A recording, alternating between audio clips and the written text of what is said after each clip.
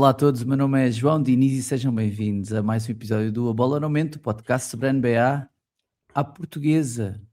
Comigo tenho, nesta sexta-feira santa, não sei para quem, Ricardo Vitor Reis. Ricardo, como é que estás? Estou doente, meu. Estou todo lixado. Estás Como se em nota pela minha voz. Não sei, deve solidariedade ser, com JC? deve ser de ser ateu, não sei. Isto de Semana Santa deram uma toma, que é para ver se te tornas crente em alguma coisa. Mas devo dizer que fiquei crente. Relembro-te só, desculpa, antes de continuares, relembro-te diz. só que durante vários meses, várias temporadas até deste podcast, tu e o Lucas Lá vem a conversa. referiam regularmente que eu é que estava sempre doente, eu é que estava não sei quê, e volta e meia, no outro dia também o gajo chegou aqui com a história do infectário, agora és tu que estás doente. Putz, Man, é assim. e tu também já estiveste doente 4 ou 5 vezes. É a primeira vez que eu estou doente desde que a gente está a gravar há 10 anos, pá. É a primeira vez que eu estou doente. Não é, para já não é. Depois, o meu sistema imunitário, que à primeira vista pode parecer mais frágil do que o vosso, na verdade aguenta-se melhor. É só isso que eu vos quero Eu dizer. acho que não. Eu acho que a tua figura até te protege. Eu acho que te protege enfim, de ameaças exteriores. Acho que estás mais protegido. Mas deixa-me dizer-te que, para quem não era crente, eu acho que já toda a gente era crente, mas eu fiquei ainda mais crente na igreja de Nosso Senhor Lucas Niven. Grande exibição no episódio de terça-feira ou de segunda-feira, já não me lembro quando é que vocês gravaram, mas o professor Lucas sempre em altas. Mas gostaste quando ele falou de empatia ou quando ele disse que o Austin Reeves era melhor que o Jalen Brunson? Ele falou disso. Ele esteve quase a dizer que o Austin Reeves era melhor que o Allen Iverson. Mas sabes que ele fala disso, atira assim essas larachas, que obviamente é para te fazer saltar a tampa também, mas depois ele vai sempre consubstanciar com analytics. Ao fim de uns minutos do podcast terminar, já tínhamos no nosso grupo do WhatsApp o print do Darko, não é? Da progressão de carreira dos dois, e estamos precisamente na altura em que o Austin Reeves está a ultrapassar ou está a chegar ao ponto do Jalen Brunson, mas não foi por isso, foi um bocadinho por tudo. Obviamente já não é segredo para ninguém, já te tinha dito, e foi um dos motivos também que nós trouxemos o Lucas quando quisemos adicionar alguém, que para mim o Lucas é o melhor comentador de basquete em Portugal, de longe, não há a mínima dúvida. E pronto, e depois o episódio passado resvalou para fora de basquete e em todos os temas. É sempre uma delícia ouvir-vos. Queria só mais deixar... Mas o Lucas, que eu estou só para... Ninguém bate bolas como tu. Sim, eu sou mais pistoleiro do que outra coisa. Posso fazer uma referência futebolística ou fica-me mal? Tu és tipo o Aymar a distribuir jogo, pá, incrível. Com uma subtileza. Não me diga, o Aymar corria, puto, o Aymar corria, não posso ser o Aymar. No coração, não é? Tem de ser um gajo mais um Pedro Barbosa, sim, não é? Pedro Barbosa é o meu jogador favorito de sempre de futebol. Não sei se já te tinha contado isto. Adoro o Pedro Barbosa desde sempre. Pronto. Mas pronto. O que é que eu te queria dizer? Eu te queria dizer uma coisa.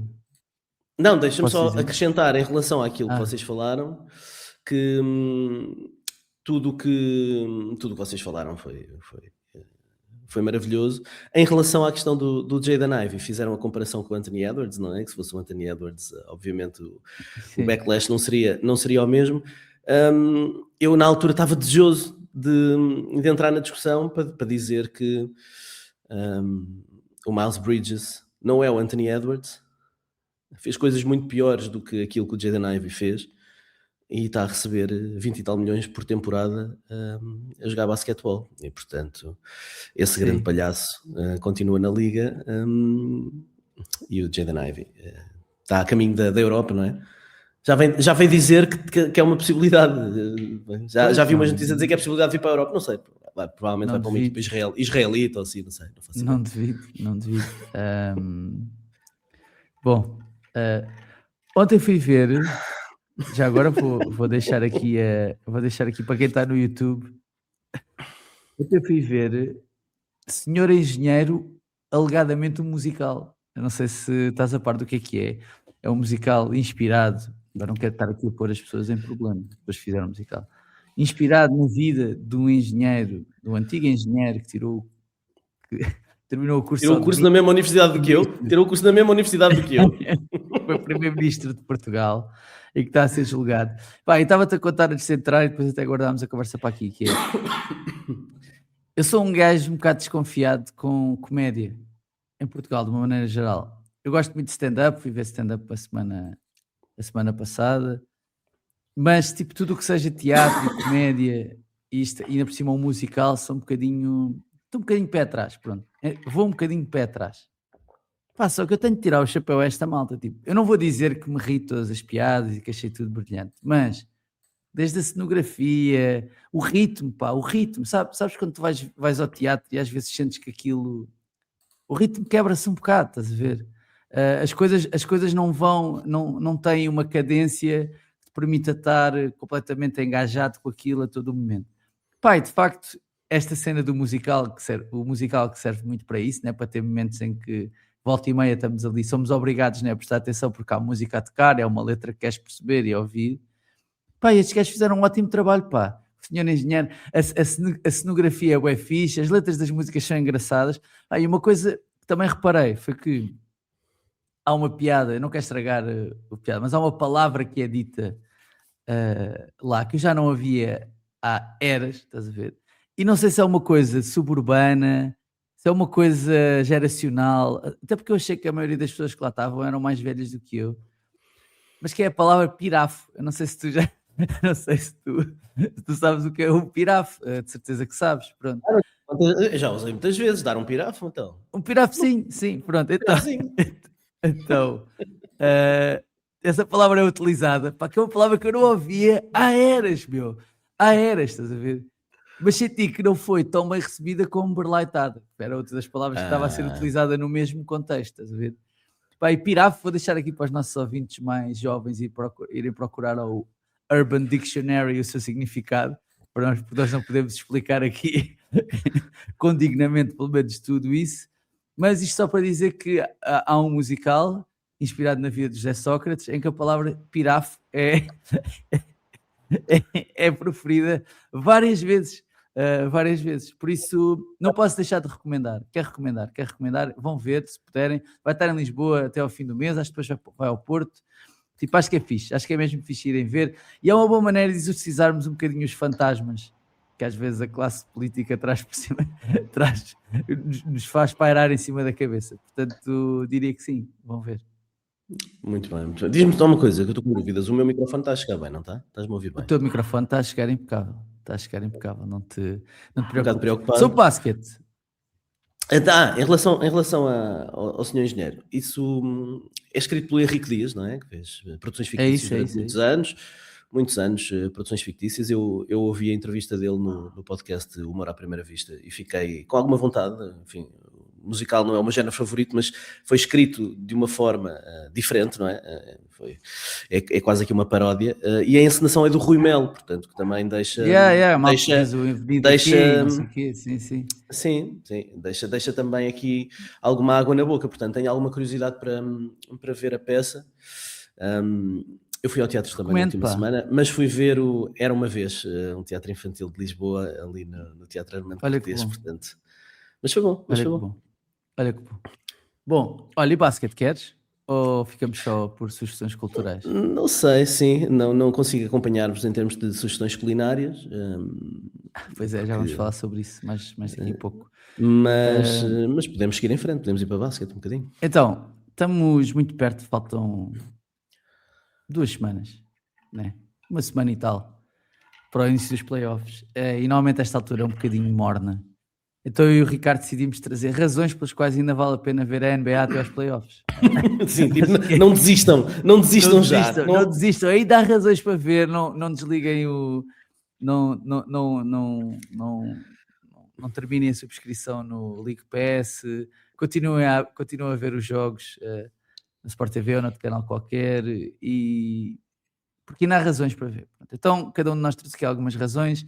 Eu vou já dizer a minha primeira, que é tentar perceber quem é que vai ficar elegível para prémios individuais. Isto porquê? Achas que isso é um motivo para ver? É um dos motivos. Ainda até à noite soubemos que o Anthony Edwards vai ficar de fora. Já falhou os jogos suficientes. O Cade Cunningham vai ficar de fora.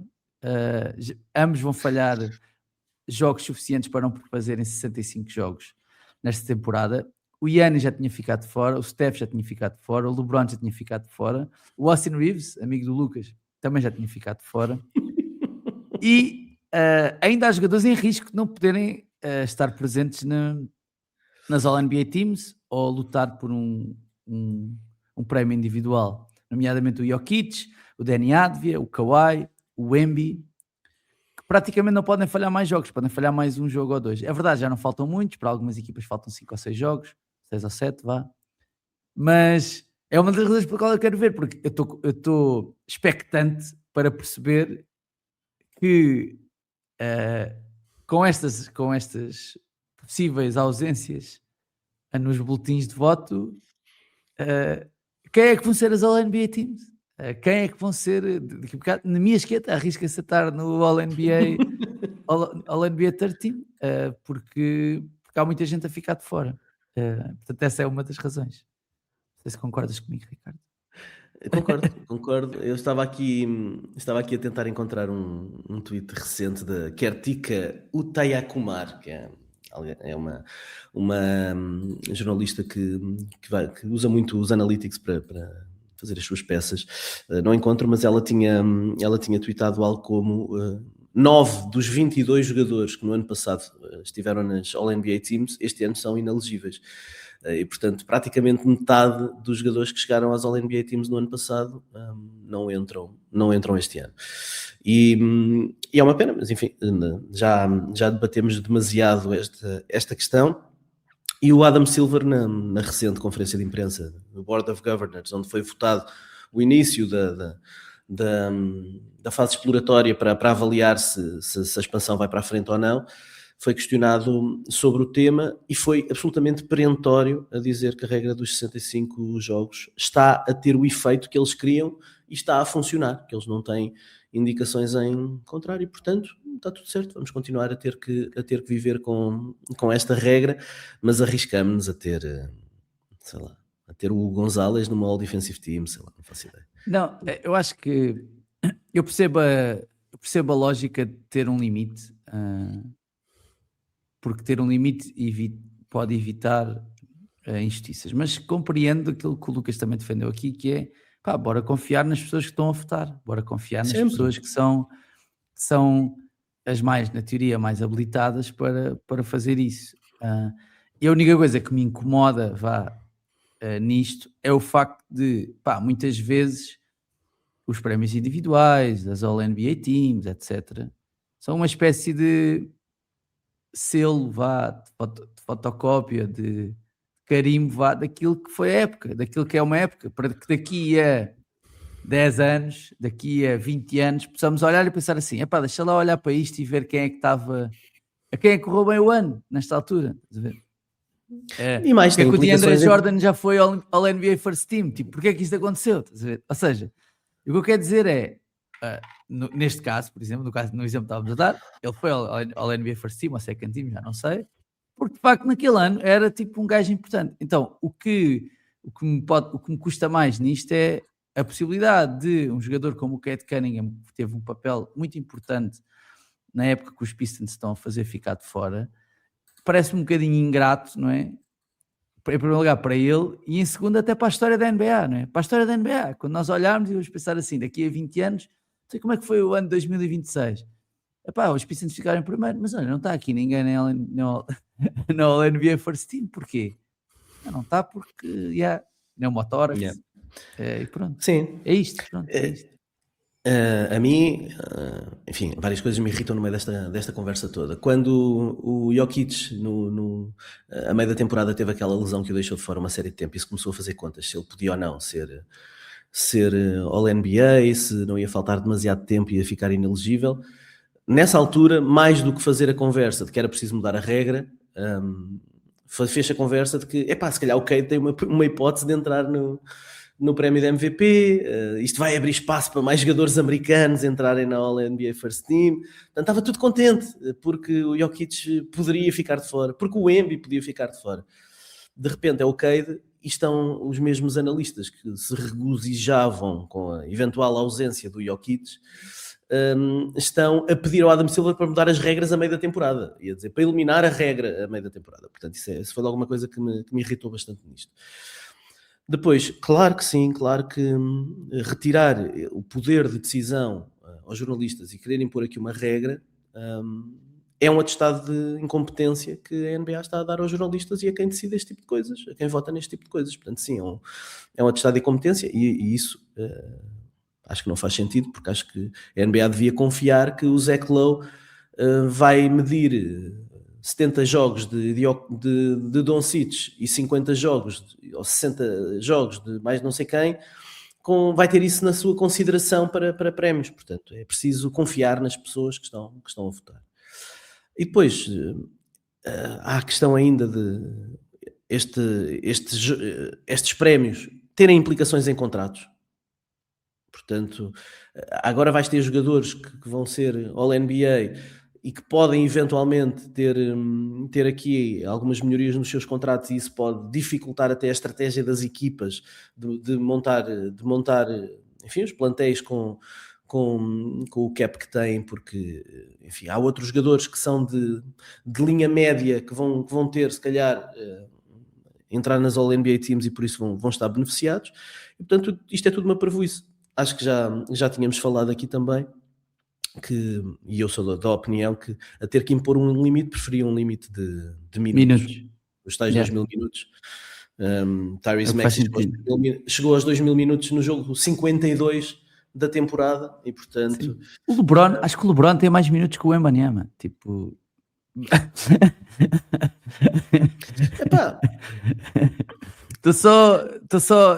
E o LeBron está fora, ou seja, o LeBron está fora estou a dizer, enquanto o gajo está fora da corrida. Pois, o Embiid tem jogado minutos bastante limitados, não é? Acho que não chega a ter 30 minutos por jogo, não sei se nas últimas semanas já subiu esse número, mas sim, portanto, há que permitir que, já que os jornalistas têm essa responsabilidade de votar, isto é atribuído exclusivamente aos mídia, e já são criticados por terem influência nos contratos dos jogadores com os seus votos, pelo menos deem a possibilidade de poderem decidir com todas as cartas na mesa e sem constrangimentos. Enfim.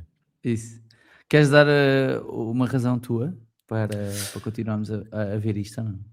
Sim, posso dar porque acho que depois vai encaixar também na tua próxima. Uma das grandes razões para acompanhar estas últimas 2 semanas é a guerra dos rookies, é a corrida ao prémio de rookie do ano entre o Cooper Flagg e o Con Knippel. Não são só ex-colegas em Duke, são 2 ex-colegas de quarto em Duke a lutar pelo mesmo prémio. Dizem as más línguas que na altura o Flagg era o notívago e o desarrumado, e o Knippel era o madrugador, punha o alarme cedo e o morning person, o que encaixa perfeitamente se olhas para eles, não é? Faz todo o sentido. Tinham eu acho que o Cooper Flagg está a fazer uma temporada histórica, mas que pode não ser suficiente. Ele tem médias de 20 pontos, 6 ressaltos e meio, 4 assistências e meia. É só o quarto rookie desde que houve a fusão da ABA com a NBA a fazer 26-4, depois do Larry Bird, do Michael Jordan e do Luka Doncic. Portanto, é absolutamente histórico. Em termos de números brutos, o que o Cooper Flagg está a fazer. Ele marcou 49 pontos contra Charlotte em janeiro, que é um recorde também para um jogador adolescente, que é como eles chamam os jogadores que ainda não chegaram aos 20 anos. Tem já 1000 pontos da carreira em 50 jogos, o segundo mais rápido da história, atrás do LeBron James. Mas teve um problema, uma lesão num pé que lhe roubou 8 jogos. Desde o regresso está a lançar apenas 18% de 3 pontos e tem 28% na temporada. Não está a ter a época mais eficaz, mas os números brutos são bons. Também ajuda o facto da equipa estar de claramente num tanking, e dele não ter um fit perfeito à sua volta, não ter companhia para... E, portanto, tem muito mais bola, mas também tem muito mais atenção dos adversários. E isso é exatamente o oposto do que está a acontecer com o Con Knippel em Charlotte. Ele está a fazer médias de 19 pontos, 5 ressaltos e 3 assistências e meia, e tem shooting splits incríveis de 48,9 de lançamentos de campo, portanto praticamente 49 de lançamentos de campo, 43,5 de 3 pontos e 86 de lance livre. Portanto está quase nos 50, 40, 90 para um rookie que ainda por cima pulverizou completamente o recorde de triplos de um rookie, que era do Keegan Murray, 206, e ele já vai com 261, em princípio não chega, não dá para chegar aos 300, mas já vai com 261. Tem um true shooting percentage acima de 65%, que é um dos melhores da liga, Rookies of Trends, portanto de toda a gente. 4 prémios consecutivos de Rookie do mês da Conferência Este. Jogou 75 dos 77 jogos da equipa. O Cooper Flag tem 61 jogos, portanto há uma vantagem enorme aqui em termos de disponibilidade. Se tu me pedires para votar hoje, eu daria o prémio ao Con Knippel. Se me disseres quem é o melhor rookie, Cooper Flag. Quem tem mais talento, Cooper Flag. Quem vai ter a melhor carreira, Cooper Flag. Quem é o melhor two-way player, Cooper Flag. Quem é que escolhias, se houvesse um draft desde o início da época até hoje, todos os dias, quem é que escolhias todos os dias? Cooper Flag. Não há dúvida nenhuma. Avaliar a época que ambos fizeram, eu acho que a época do Con Knippel é mais merecedora do prémio de rookie do ano. Até agora, até ao momento. E acho que isto provavelmente já não muda nas últimas 2 semanas. Acho que vão dar o prémio ao Cooper Flag, quem vai votar, mas estou entusiasmado para ver até ao fim da fase regular o que é que estes dois ainda vão fazer. Portanto, acho que é uma das boas histórias para estas últimas 2 semanas. Eu concordo contigo. É raro, mas acontece muito. Eu acho que o Cooper Flag é verdade que está a fazer uma época histórica, como tu disseste. Não nos podemos esquecer que o Con Knippel só tem mais um ano com o Cooper Flag. Só tem mais um ano. Ele não entrou na liga com 21. Não entrou com 24. Ele não é, percebes? Não é isto. Ele só tem mais um ano que o Cooper Flag. E o que ele está a fazer numa equipa com pretensões nos playoffs, e eu já disse isto várias vezes noutros contextos, vou continuar a dizer, é diferente quando és obrigado a ganhar, o contexto, és obrigado a ganhar, ou quando estás num contexto em que a equipa está a ganhar, do que quando estás num contexto em que a equipa está a perder. E, portanto, ganhar jogos é importante. E ele já foi muito importante, é muito importante na equipa dos Hornets. Eu não sei, honestamente, se quando terminar a temporada, se pedirmos para colocar por ordem os jogadores mais importantes e menos importantes dos Hornets, eu não sei em que lugar é que ele vai aparecer, honestamente, com o Lonzo Ball e o Lamelo e o Brandon Miller. Desculpa, Lamelo e o Brandon Lamelo Miller. Ball e o Brandon Miller, não é com o Lonzo Ball, já estou parvo já. Não sei em que lugar é que ele aparece na lista de importância, porque há coisas que ele faz. Admitimos que ele pode ser o jogador mais importante da equipa, não é? Sim, há coisas que ele faz que os outros não fazem, é verdade, mas ele é claramente um herdeiro de uma certa linhagem de malta que era bastante popular até ali nos anos 90, o Jeff Hornacek, o Dan Marley, pá, malta que vão à procura deles, que não sendo os defensores mais atléticos, eram tipos competentes, eram ótimos lançadores, super fiáveis, não é? Só que ele é isso numa versão 2.0, século XXI, portanto faz muito mais coisas. E eu acho que ele é um jogador do caraças, acho que vai continuar a ser um jogador do caraças. Não sei bem o que é que vai acontecer a esta equipa dos Hornets, mas não tenho dúvidas que provavelmente nos playoffs vamos ter se calhar um Con Knippel game em que ele vai marcar 7 triplos num jogo. Pode acontecer, não ficaria surpreendido se isso acontecesse. Vamos ver, ele teve um momento de pressão que foi a final do concurso de 3 pontos, não é? Teve muito bem nas eliminatórias, chegou à final e aquilo foi um bocadinho abaixo. Portanto, está bem, mas aquilo não engana. Como é que ele lida com a pressão dos playoffs? Mas sim, ter que fazer 4 ou 5 jogos, algum jogo há de sair bem. Gosto muito do Con Knippel. Há mais um ponto que eu acho que é importante para este argumento, que é, normalmente, e nós fazemos essa ressalva todos os anos, os jogadores rookies não devem ser prejudicados pelo registro da sua equipa. Talvez o prémio em que o registro da equipa não deve ser tido em conta. E eu acredito nisto, mas sobretudo se o registro for para prejudicar um jogador, porque o Cooper Flag, uma equipa má, sou para beneficiar... Faz todo o sentido, não é? Sobretudo se ele foi importante para esse registro ser mais positivo. O Con Knippel ajuda o Lamelo Ball a ter mais espaço e a jogar melhor, ajuda o Brandon Miller a ter mais espaço e a ter triplos mais abertos, porque está a gente preocupada com o Con Knippel, ajuda o Moussa Diabaté porque a sua ameaça de 3 pontos abre o espaço para os roles do Diabaté. Portanto, a pura gravidade do Con Knippel ajuda todos os colegas que estão a partilhar o campo com ele. E o Charlotte Hornets, de repente, tem mais 22 vitórias do que no ano passado, e eu acho que o recorde positivo deve ser também um fator a ter em conta para o Con Knippel. O registro dos Mavericks não deve prejudicar o Cooper Flag, mas o registro positivo dos Hornets deve beneficiar o Con Knippel. Yeah.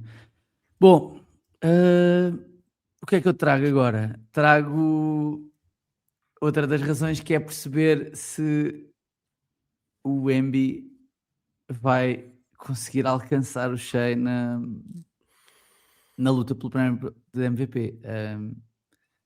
Estou já a dizer que acho que não vai. Pronto. Vou já eliminar o suspense, acho que não vai. Os Standards estão bastante bem, mas os Spurs também estão bastante bem. Os Spurs também estão bastante bem. Os Spurs, nesta altura, estão com 11 vitórias seguidas. Não sei se vão continuar, se vão ganhar os jogos todos até o final da época. Mas se o fizerem, vão claramente ser a equipa em melhor forma no final do ano.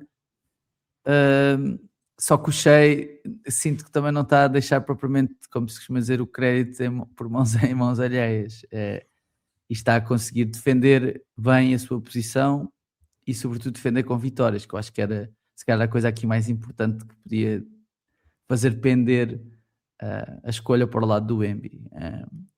Ainda assim, no teu terceiro ano, seres segundo, ou mais que provável segundo, na votação para o prémio de MVP, não vou dizer que é inédito, porque provavelmente não é, mas deve estar ao alcance de muito poucos jogadores na história da NBA, parece-me.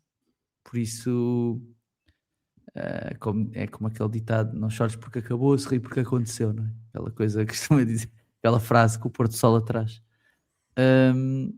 Acho que vai ser interessante ver até ao fim. Deixa eu ver como é que os Standard também se vão safar. Não sinto que estejam a abrandar, pelo contrário, sinto que estão a chegar a esta fase da temporada como chegaram num nível de forma só comparável ao início da temporada.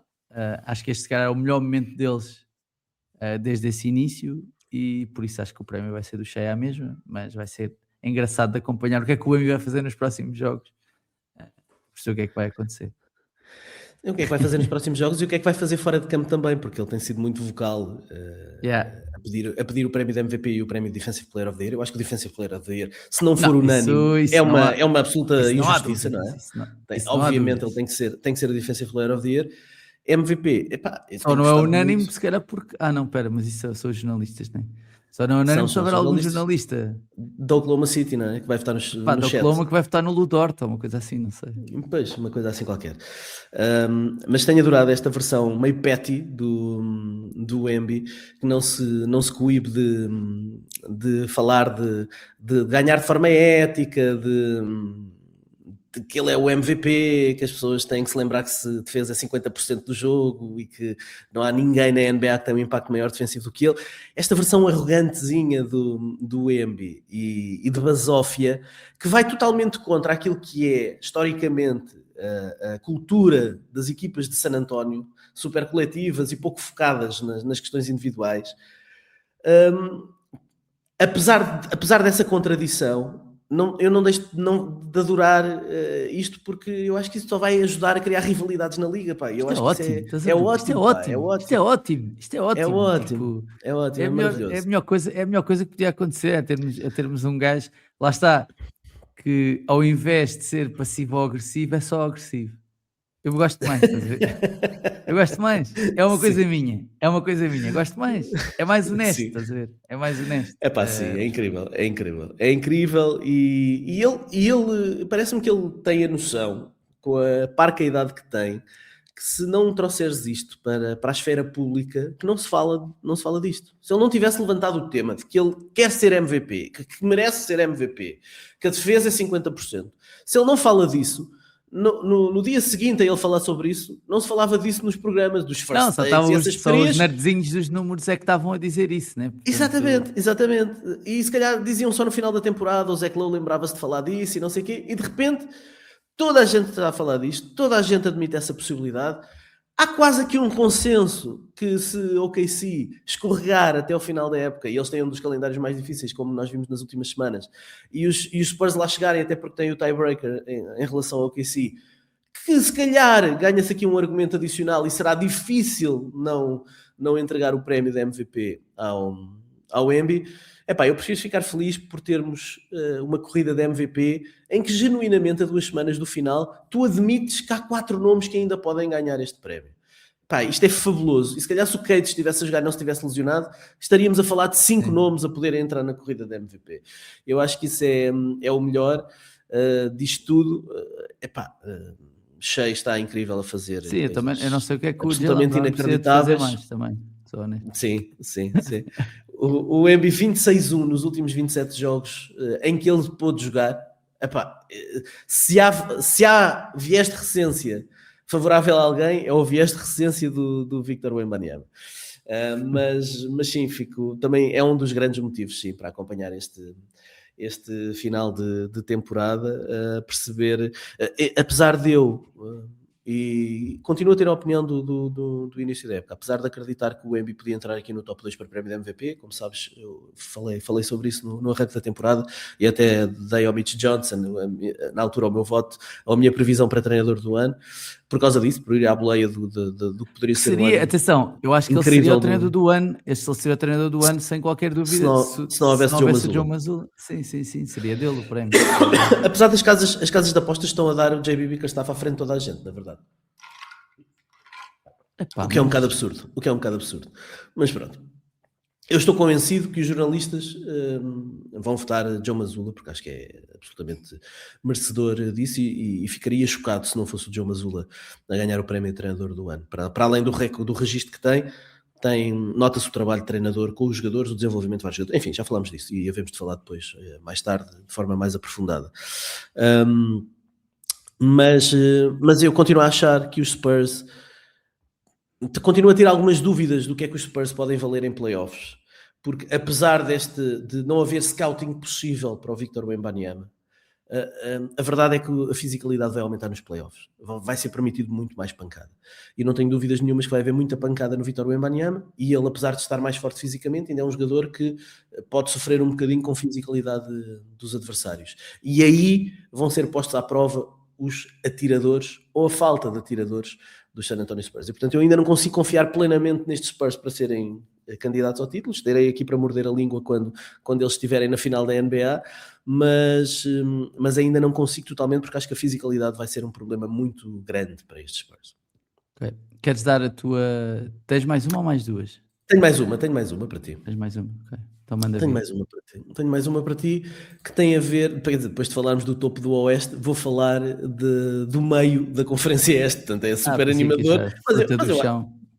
Não, ali o tiro médio, a corrida mid, como diz agora a juventude, bem mid ali, bem mid, bem mid, nada clean, bem mid. Mano, bem mid. Epá, há seis equipas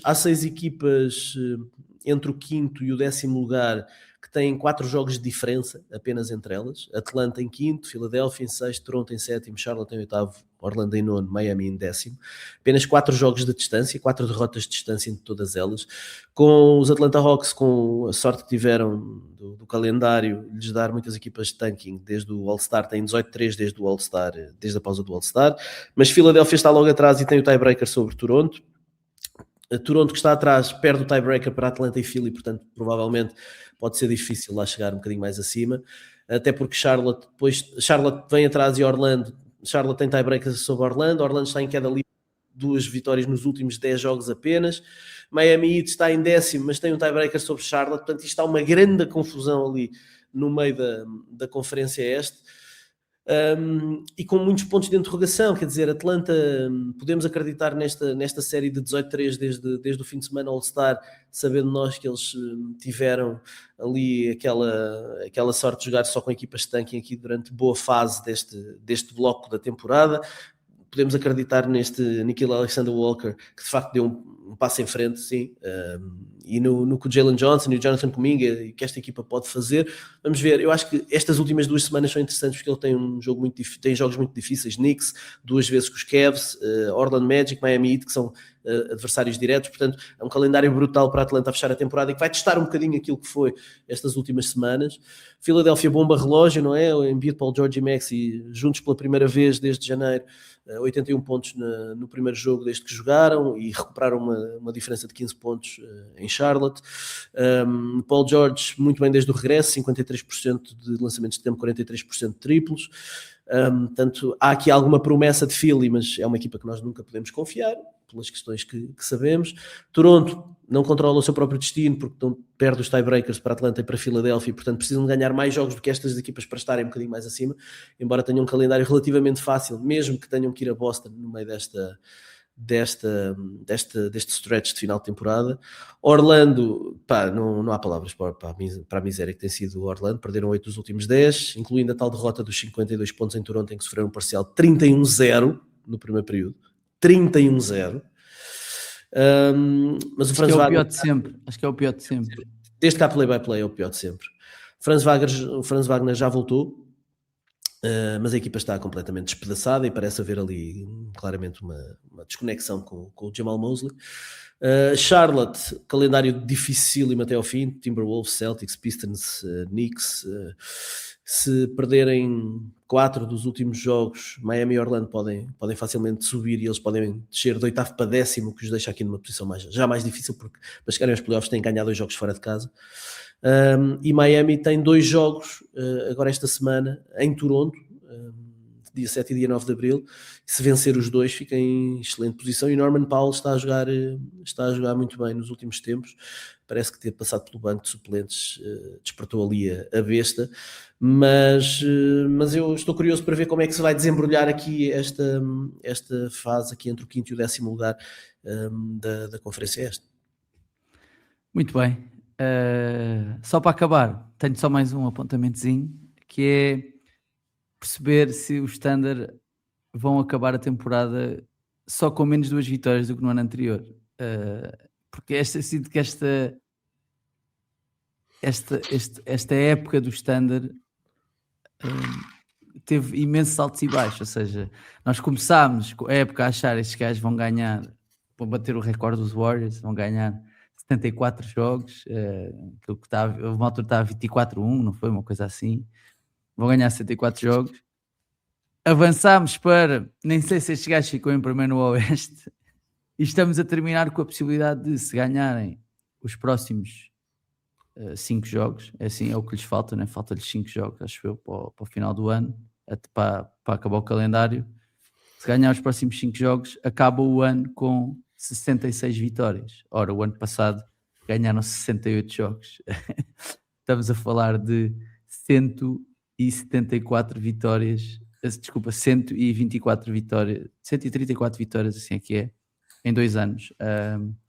Não fui ver, mas tenho quase a certeza que não deve haver muitas equipas da NBA a terem estes registros em anos consecutivos, e por isso há alguma expectativa para perceber o que é que vai acontecer, e há alguma expectativa para já agora perceber se andamos só aqui todos a enganar-nos uns aos outros e a tentar criar narrativas para uma coisa que se calhar era óbvia e estava à frente de todos, que é: estes gajos vão ser campeões outra vez. Fácil.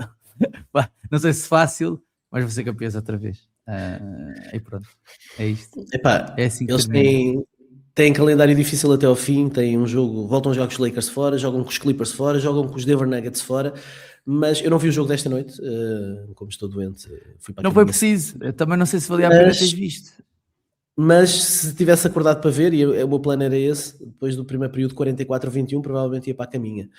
E olhando para os números apenas, sem ver o jogo, ver o Luka com 12 pontos, 3 em 10 de campo, 1 em 7, 3 pontos e 6 turnovers, dá-me a ideia de que o jogo foi à medida para a defesa de OKC. Foi um arraso completo dos Lakers e tenho que ir ver esse jogo, pelo menos a versão comprimida, para ver o que é que eles fizeram, o tratamento que deram ao Luka e ao senhor que é melhor que o Jalen Brunson. O Luka, o Luka que saiu lesionado, armstring, não é assim que se diz? Aí foi a coxa? Sim, saiu lesionado, coxa, vai ser reavaliado hoje, vamos ver o que é que isto vai significar para os Lakers, para as hipóteses dos Lakers nos playoffs. Ele saiu, atenção, ele ainda fez 26 minutos. Ainda fez 26 Saiu no minutos. terceiro menos período, os Lakers levaram, mas quando ele saiu estava tipo 80-59, uma coisa assim, 80-59, ou 90-59, já não sei. Mas os Lakers levaram 82 pontos na primeira parte. Não sei o que é que quer dizer.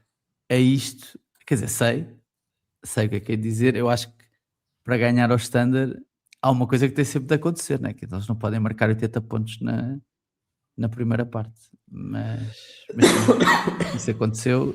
Foi um reality check para os Lakers. Tenho pena do Lucas não estar aqui, mas hei de falar com ele para a semana para lhe perguntar se foi acordado com um balde de gelo na tromba, que deve ter sido o que aconteceu ontem a ver o jogo. Mas de facto os Lakers eram uma das equipas em melhor forma na NBA e serem atropelados desta maneira, uma vitória por 30 e tal pontos, não marcam sequer 100 pontos, assusta um bocadinho. Bom, vamos avançar. Temos de ir à rubrica apoiada pelos nossos amigos da Betano. As odds não mentem, porque como sabe, este podcast tem o apoio da Betano.pt, escolha do consumidor e marca 5 estrelas em apostas desportivas, e por isso trago-vos as odds para o título da NBA, já que estávamos a falar disso há pouco. Thunder 2-0-0, Spurs ultrapassaram os Celtics 4,70, Celtics 5, Cavs 7,30, Nuggets 7,80, Knicks 11, Pistons 14,50, Lakers 17, Timberwolves 28, Rockets 30 e o resto acho que já não vale a pena falar. Já sabem, se quiserem apostar nestes ou em quaisquer outros esportes, podem fazê-lo em betano.pt.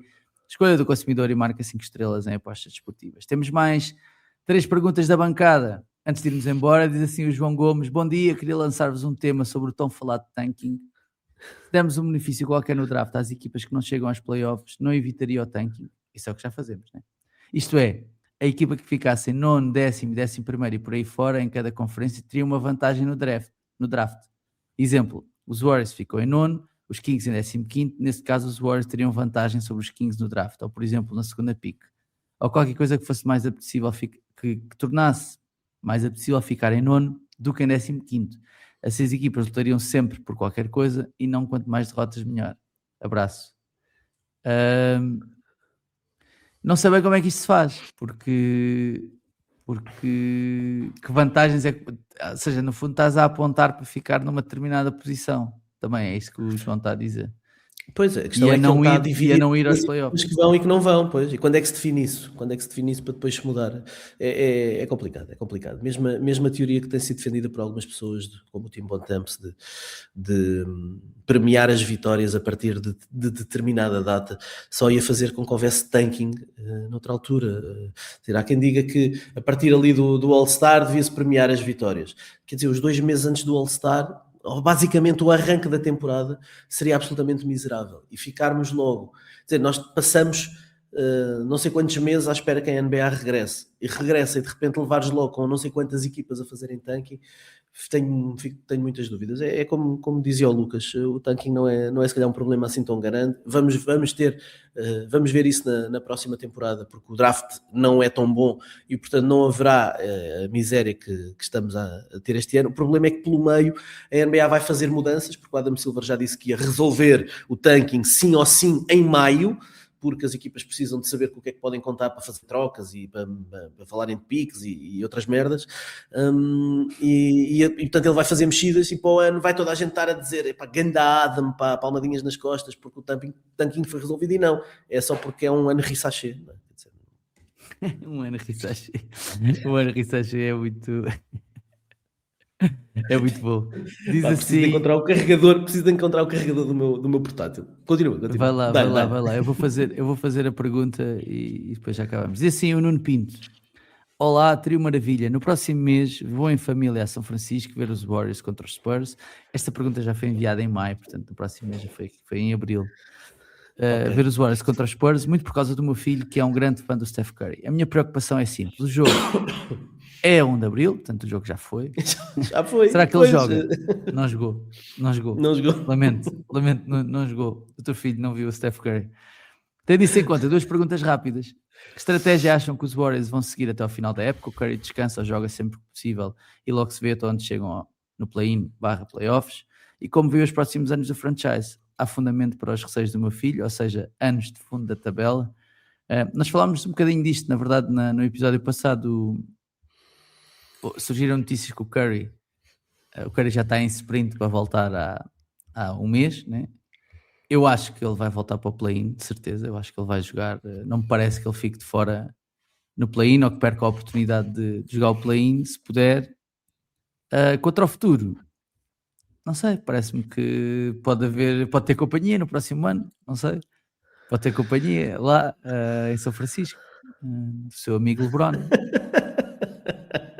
Estás desejoso, não estás? Estás desejoso. Estou desejoso Epá, que isso aconteça. o Steph fez já dois jogos 5 contra 5 completos nos últimos dias e adiaram a decisão para hoje. Eu julgo que é hoje, sexta-feira, que eles vão tomar a decisão se ele joga no domingo, este domingo já, contra os Houston Rockets. Vamos ver, porque é uma lesão, é o runner's knee, não é? Enfim, tem aqui um síndrome muito doloroso ali no joelho, ainda por cima com bone bruising, é um problema chato. E há aqui uma questão, ele já falhou, ele tem 38 anos, não é? A sua 17ª temporada, ele já falhou 3 tentativas de regresso esta temporada.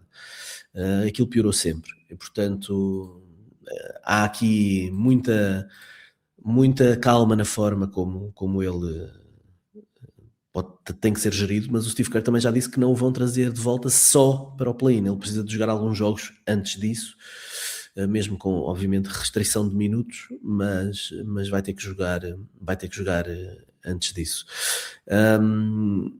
Enfim, sem Jimmy Butler, ficamos com menos dúvidas que os Warriors possam ser sequer uma ameaça ao que quer que seja. Não sei se na cabeça das pessoas que estão naquele balneário, se o que eles viram do Kristaps Porzingis, que ainda por cima aparentemente está muito satisfeito ali, diz que tem intenção de renovar com os Golden State Warriors, acreditar que Porzingis com Steph, mesmo sem Jimmy Butler, pode eventualmente servir para dar ali, para fazer uma gracinha para chegar aos playoffs. Conferência, pois não sei se é só chegar aos playoffs, eles acreditam que podem ir mais longe. Agora, eles querem que o Steph volte, o Steph quer voltar, eles vão certamente ser muito cautelosos e a decisão vai ser tomada hoje, aparentemente, esta sexta-feira, entre hoje e amanhã, para ver se ele regressa no domingo. Portanto, tenho muita pena que o era Nuno ou Mário? O nosso Nuno Pinto. O Nuno não tenha visto o Steph, porque eu tive esse privilégio quando fui lá aos Estados Unidos, e é de facto maravilhoso ver o Steph a aquecer e a jogar, é absolutamente incrível, é uma experiência espetacular, e tenho pena que ele e sobretudo o filho dele não tenha tido essa possibilidade de ver o filho, mas por outro lado, tiveram o privilégio de ver Gui Santos, não é? Gui Santos, e estou... Gui Santos, desde o All-Star, 16 pontos, 6 ressaltos, 4 assistências de média, 31 pontos contra Brooklyn. Estou muito entusiasmado porque amanhã eu tenho marcação no Barbeiro, e estou muito entusiasmado para falar com o Leonardson sobre Gui Santos. Achas que Leonardson está a par de Gui Santos? Leonardson manda-me vídeos do Gui Santos muitas vezes. Ok. Sim. Por último, disse assim o Mário Cardoso: boas malta, antes de mais dizer que estou desiludido com o João e o Lucas. Por esta altura esperava que já tivessem integrado melhor o Ricardo no mundo dos restaurantes de gastronomia portuguesa.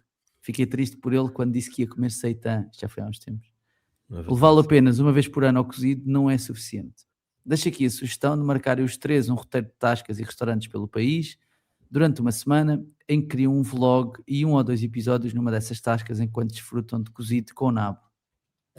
Espero que Ideia cozido com nabo. Primeiro é uma ideia vencedora, isso de um vlog. Para mim, Um fechamos vlog, já. eu não sei se nós- Este é o último episódio do Bola no Mente. Pá.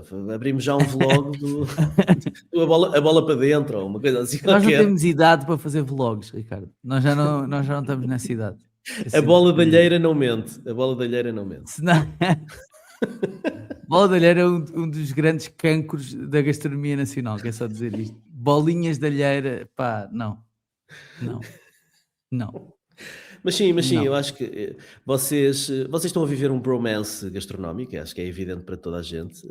Ricardo, tu podias fazer parte, isto podia ser um menage gastronómico, só que tu és Sim. um esquisito do caraças, se calhar como nos menages na vida real também, não sei Eu não sei onde é que tu foste buscar essa ideia, que eu sou um esquisito do caraças, mas a partir do momento em que tens isso na cabeça, a verdade é que tu trabalhas a 50 metros de mim, eu faço este mês 1 ano que estou ali, e tu Ricardo, ainda não foste almoçar comigo uma vez, apesar dos meus inúmeros convites para irmos mandei-te almoçar. mensagem há pouco tempo para ir Estás sempre em almoçar. gravações, estás sempre com Mandei-te mensagem há pouco com tempo para ir malta. almoçar e tu não foste, e mais do que isso, não sou eu que digo que sou um esquisito do caraças, és tu que dizes que és um esquisito do caraças.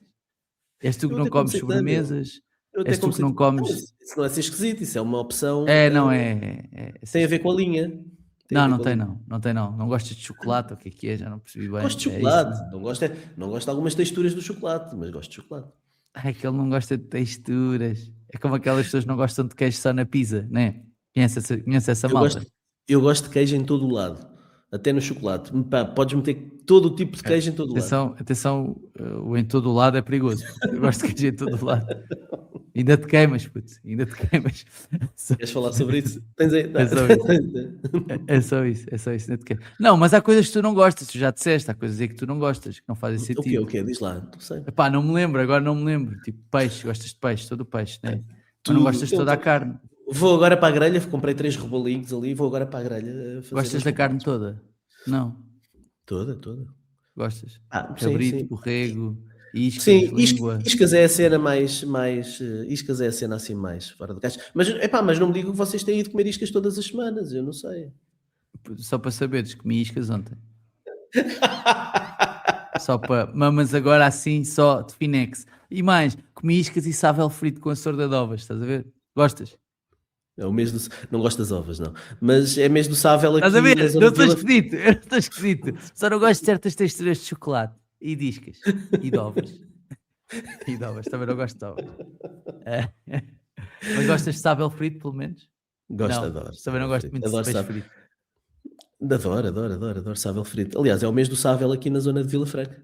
É o mês do sável no mundo, né? Portanto, No mundo é inteiro, este, não é? é este mês de... The Sável Month, não é? The Sável Sável Month. O Não, conhecido sim, na Sável NBA Month. é o Black History Month e depois é o Sável Month. Normalmente é o que eles Sável fazem. Gosto muito, Andam com pá. t-shirts a dizer Gosto com muito de sável. sável. E gosto muito de peixe frito. Eu sei que é uma coisa um bocado geracional, eu acho. Felizmente ou infelizmente, não sei. O peixe frito meio que desapareceu um bocadinho da culinária diária da maioria dos portugueses, eu acho. Se calhar há ali um jaquinzinho, mas eu comi muita pescada frita, muita pescadinha de rabo na boca frita, muito peixe-espada frito, pá, que era uma coisa que a minha avó fazia que eu adorava. E portanto, pescada mesmo, pá, não é como o sábel, porque o sábel é cortado mais fininho. Portanto, eu adoro isso tudo, pá. Eu adoro isso tudo e portanto tudo o que seja peixe frito estão-me a convencer logo. Portanto, vão comer sábel frito com a cerda de ovas, se ainda houver. Ricardo, estamos despachados. Bom feriado, bom fim de semana. Malta, já sabem que podem e devem ouvir e subscrever este podcast, deixar estrelas e críticas no iTunes e também no Spotify, seguir-nos no Twitter, no Instagram, no TikTok, subscreverem o nosso canal de YouTube e ativarem o sininho, olá o que é, e tornarem-se patronos do A Bola Não Mente em patreon.com/A Bola Não Mente, sem til, não há til nos endereços. Vais fazer isso sempre, todos os anos. Vou Todos os tentar. episódios.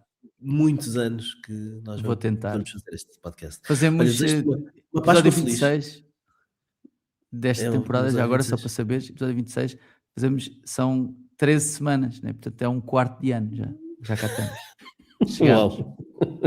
Uau, o homem dos analytics. Desejo-te uma Páscoa feliz, com muitos ovos de chocolate, mas depende da textura. Sim. Um abraço, bom feriado.